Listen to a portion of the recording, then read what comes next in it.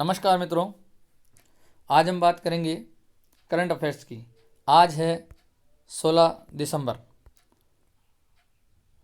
सबसे पहले हम बात करते हैं कि हमारा पहला प्रश्न है कि हाल ही में किस राज्य में देश की पहली हरित हाइड्रोजन आधारित माइक्रोग्रिड परियोजना शुरू की गई, तो वह है आंध्र प्रदेश। इस चीज़ को आपको ध्यान में रखना है। इसके साथ ही मैंने कई बार बोला है कि जब भी आप किसी प्रश्न को हल करते हैं तो उससे रिलेटेड जो भी प्रश्न और हैं उनको भी आपको हल करना है और उनको साथ में लेके चलना है। तो इससे जुड़े हुए कुछ और प्रश्न की बात कर लेते हैं कि आंध्र प्रदेश, तो आंध्र प्रदेश भारत की पहली हरित हाइड्रोजन आधारित माइक्रोग्रिड परियोजना कहाँ शुरू की गई, ये आप ये भी ध्यान रखें कि आंध्र प्रदेश में है, तो भारत की पहली आधारित हाइड्रोजन आधारित परियोजना है। दूसरी चीज़ इसी से रिलेटेड कि दुनिया की सबसे बड़ी परियोजना है ये, जो आंध्र प्रदेश में शुरू की जा रही है। उसके बाद आंध्र प्रदेश आता है, तो आंध्र प्रदेश से रिलेटेड कुछ प्रश्न और ध्यान में होने चाहिए कि आंध्र प्रदेश की राजधानी क्या है, अमरावती। देश का 25वां नवीनतम हाईकोर्ट, ये बहुत इंपॉर्टेंट प्रश्न है कि देश का 25वां नवीनतम हाईकोर्ट कहाँ खोला गया, तो वह जो है उसकी शुरुआत हुई है अमरावती में। दूसरा है कि भाषाई आधार पर भारत का पहला राज्य कौन सा है, तो वह है आंध्र प्रदेश। फिर आता है कि राज्यपाल, आंध्र प्रदेश के वर्तमान राज्यपाल कौन है, तो उनका नाम है विश्वभूषण हरिश्चंद्र। इस चीज़ को भी आपको ध्यान में रखना है। इनसे रिलेटेड जितने भी प्रश्न बनते हैं आज करंट जीके के, उनकी हम बात करेंगे। आपकी एग्ज़ाम के नज़रिए से महत्वपूर्ण प्रश्नों की श्रृंखला ही आपके सामने प्रस्तुत की जाएगी। इसकी पीडीएफ आपको टेलीग्राम चैनल पर मिल जाएगी और टेलीग्राम का लिंक नीचे डिस्क्रिप्शन में मिल जाएगा। अब हम बात करते हैं कि आज के टारगेट की।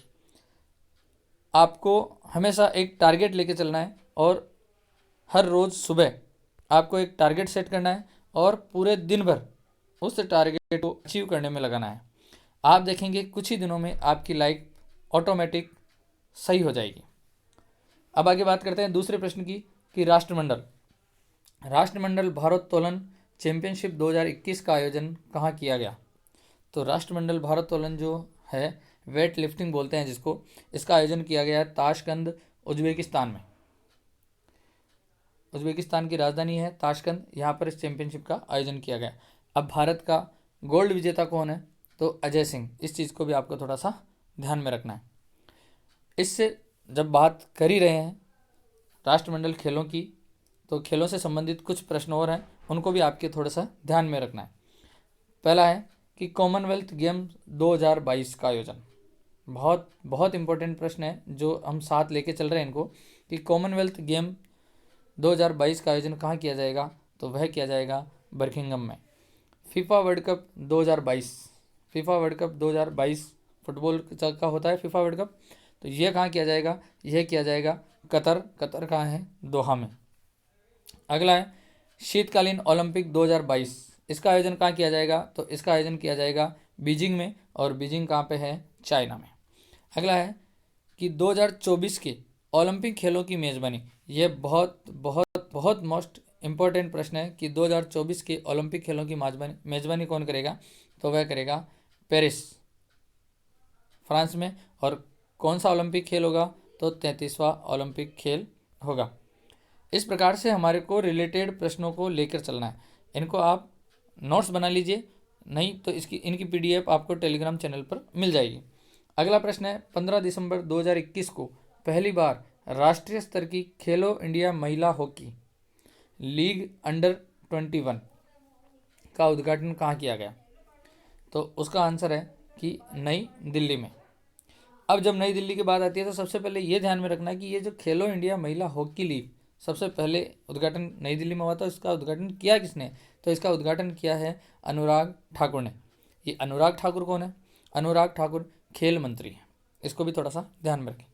इससे रिलेटेड कुछ प्रश्न हो रहे हैं कि बिरसा मुंडा स्टेडियम कहाँ है, तो बिरसा मुंडा स्टेडियम है राउरकेला, और राउरकेला उड़ीसा में है। इस चीज़ को आप थोड़ा सा ध्यान में रखें कि भारत का सबसे बड़ा हॉकी का जो मैदान है वो राउरकेला में है। बिरसा मुंडा स्टेडियम ही सबसे बड़ा हॉकी का मैदान है। हॉकी इंडिया के अध्यक्ष कौन है, तो वो हैं ज्ञानेंद्रो निगोवाम। इस चीज़ को भी आपको थोड़ा सा ध्यान में रखना है।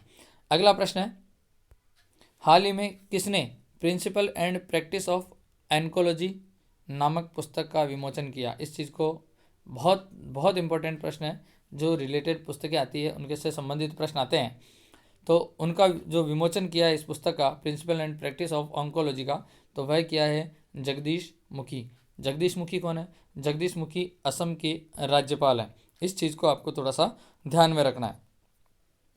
अगला प्रश्न है अपना कि हाल ही में किस राज्य को नेशनल एनर्जी कंजर्वेशन अवार्ड मिला है? तो वह मिला है राजस्थान का। अब ये बहुत बहुत इंपॉर्टेंट प्रश्न है, आप इस पर स्टार लगा दीजिए कि ये आपके किसी न किसी एग्ज़ाम में आएगा कि हाल ही में किस राज्य को नेशनल एनर्जी कंजर्वेशन अवार्ड मिला है? तो वह राजस्थान को मिला। इससे महत्वपूर्ण प्रश्न एक और है, इससे रिलेटेड महत्वपूर्ण प्रश्न कि एक पौधा सुपोषित बेटी योजना ये कहाँ शुरू किया गया है? तो ये भी राजस्थान में शुरू किया गया है। अब बात जैसे राजस्थान की आती है तो राजस्थान से जुड़े हुए कुछ प्रश्न और देख लेते हैं कि राजस्थान की राजधानी जयपुर, राजस्थान के चीफ मिनिस्टर अशोक गहलोत, राजस्थान के राज्यपाल कलराज मिश्र। अब ध्यान रखना है, इंदिरा गांधी शहरी क्रेडिट कार्ड योजना राजस्थान में लॉन्च की गई। भारत का पहला अंगदाता स्मारक कहाँ पर है? तो वह जयपुर राजस्थान में है। और स्टैच्यू ऑफ पीस ये कहाँ पर है? ये है पाली राजस्थान में। इस तरह से आपको कुछ प्रश्नों को साथ लेकर चलना है। आगे बात करते हैं अगले प्रश्न की। हाल ही में किसे sports journalist federation of India medal प्रदान किया जाएगा? तो वह है सुनील गावस्कर। बहुत ही बेहतरीन खिलाड़ी थे किसी समय में सुनील गावस्कर। इसी से related sports man of the year ये मिला है नीरज चोपड़ा। ये मेडल नीरज चोपड़ा। और sports women of the year ये है मीराबाई चानू। इसका नाम थोड़ा सा ध्यान में रखें। और sports journalist federation of India medal किसको मिलेगा? सुनील गावस्कर को। अगला प्रश्न है अपना कि हाल ही में किसे देश ने अंतरिक्ष अन्वेषण के लिए शीजियन 605 उपग्रह लॉन्च किया? किस देश ने अंतरिक्ष अन्वेषण के लिए शीजियन 605 उपग्रह लॉन्च किया? तो वह है चीन ने। अगला प्रश्न है हाल ही में पौधा आधारित मीट कंपनी गुड डॉट ने किसे अपना एम्बेसडर बनाया है? तो ये बनाया है नीरज चोपड़ा को। इस चीज़ को थोड़ा सा ध्यान में रखें कि पौधा आधारित मीट कंपनी गुड डॉट ने किसे अपना एम्बेसडर बनाया है? तो नीरज चोपड़ा को। अब जब हम बात कर रहे हैं कि एम्बेसडर की, तो कुछ ब्रांड एम्बेसडर की बात और कर लेते हैं जो इनसे रिलेटेड बहुत महत्वपूर्ण हैं, आपको वो भी याद रहने चाहिए। स्पोर्ट्स अड्डा, इसका ब्रांड एम्बेसडर है ब्रेटली। फिना पेमेंट बैंक का ब्रांड एम्बेसडर है पंकज त्रिपाठी। टाटा ए लाइफ इंश्योरेंस के ब्रांड एम्बेसडर बनाए गए हैं नीरज चोपड़ा।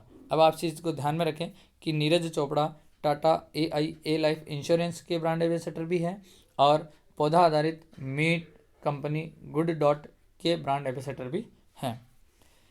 आगे है सेनको गोल्ड डायमंड, इसके ब्रांड एम्बेसडर कौन है? कियारा अडवाणी। उसके बाद है कोइन DCX, इनके ब्रांड एम्बेसडर कौन है? तो वो है अमिताभ बच्चन। अगला है कि रियलमी के ब्रांड एम्बेसडर किसे बनाया गया है? तो KL राहुल। ये भी भारतीय क्रिकेट के एक बेहतरीन बैट्समैन जाने जाते हैं। आगे है कि एडिडास कंपनी ने किसे ब्रांड एम्बेसडर बनाया है? तो वह है दीपिका पादुकोण। इस प्रकार से आपको प्रश्नों के साथ प्रश्नों को लेकर चलना है और आपको ये सब याद होने चाहिए। 2022 में जितने भी एग्ज़ाम होंगे उनमें इनमें से कोई ना कोई प्रश्न आपको देखने को ज़रूर मिलेगा। अगर आपको वीडियो अच्छा लगा है तो इसे लाइक करें, अपने दोस्तों के साथ अधिक से अधिक शेयर करें, सब्सक्राइब करें और सब्सक्राइब के साथ बेल आइकन को ज़रूर दबाएं। मिलते हैं अगले वीडियो में। जय हिंद, जय भारत।